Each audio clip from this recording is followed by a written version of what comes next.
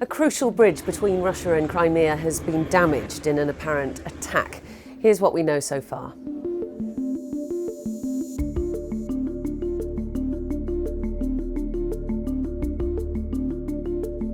Early Monday morning, there were a couple of explosions which have damaged the road section of this bridge. There is a rail part too, but that has not been affected. There is some reporting in Russia that it was Ukrainian naval drones, sea drones, that were responsible, but we've had no confirmation of that, and certainly not from Ukraine, which doesn't tend to admit two strikes on Russian territory or infrastructure. But two Russian people, holidaymakers on their way to Crimea, have been killed and their teenage daughter is badly injured.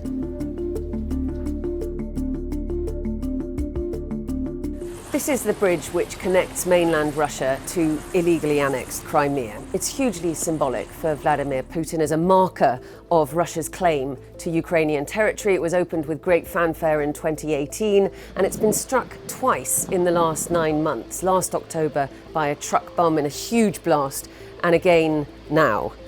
And it matters to Russia's war effort because that rail section is responsible for the transport of a lot of Russian military kit to Crimea to support Russian forces in southern Ukraine as they try and head off Ukraine's counteroffensive.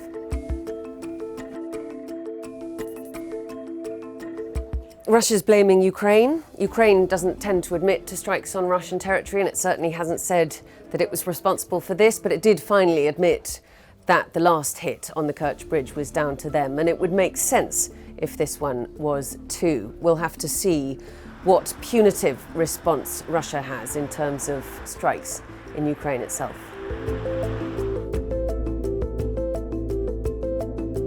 It shows that Russia is vulnerable, but we've seen that already with drone strikes on the Kremlin even, and increasingly frequent strikes in Russian territory. In terms of affecting the actual fighting, because that rail link is still operational, it won't have much impact, but it will certainly affect the quite large numbers of Russian holidaymakers who still, despite the proximity of the fighting, seem to want to spend their holidays in Crimea.